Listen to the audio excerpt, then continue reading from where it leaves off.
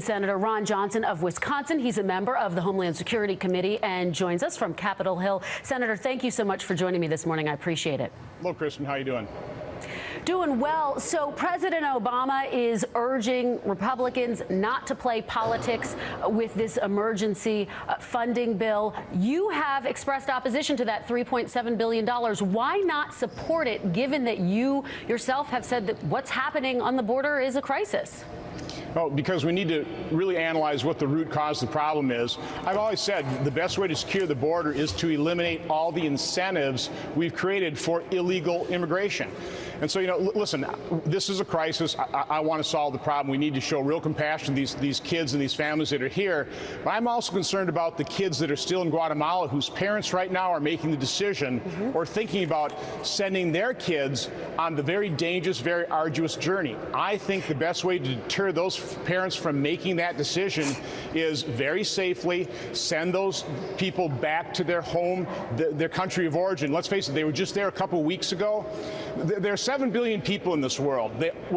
So many of them would like to come to America. It's not possible. So Senator Johnson, I'm really looking at the root cause of the problem, and spending $3,700 million is, making more housing, making it more welcoming for people to come here is not going to solve the problem. It's going to exacerbate the problem. Let me challenge you on that point about addressing the root cause of this, because the emergency funds that the White House is asking for contains $300 million that is going to go to outreach to Central America. As you know, part of the problem is an uptick in violence and poverty in that region. So, Kristen, why not support this measure, which does contain funds to deal with the root of this issue? Do you think spending $300 million is going to alleviate poverty and violence in Central America? It's not. It's symbolic.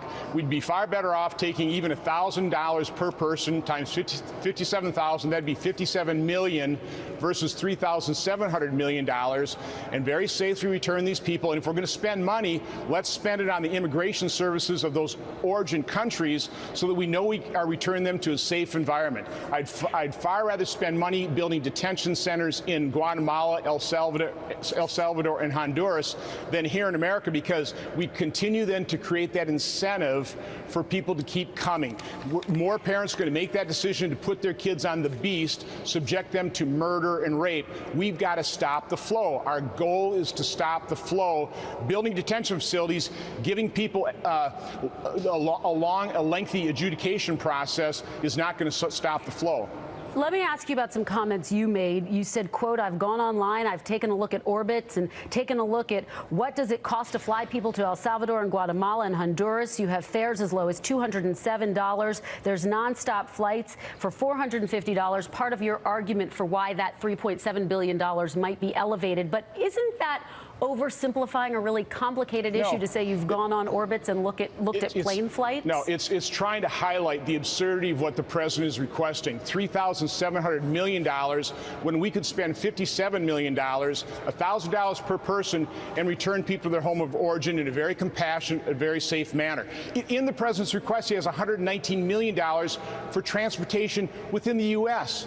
I'm just pointing out how absurd government treats these funding mechanisms. They just throw money at the problem. They're not going to solve the problem. What I'm actually trying to do is take President Obama up in his offer. He's correct. We've got to expedite deportations. We want to help him with that. Senator John Cornyn will probably introduce that bill. Let's fix that problem. Let's stop the incentives. Let's eliminate the incentives for these parents sending their children in this country. And Kristen, another thing that we're not really talking about? So many of these unaccompanied children are teenage boys that just might be actually used by the drug cartel to set up networks here in the United States. We also have to take a look at this as a national security problem. And if we just and this basically what we're doing is we're releasing these people in the general population. That's a real national security threat as well. So the best solution is returning them. And one quick final thought on the point of returning them. Representative Cuellar going to potentially introduce legislation that would help fast-track deportations by changing that 2008 Bush law.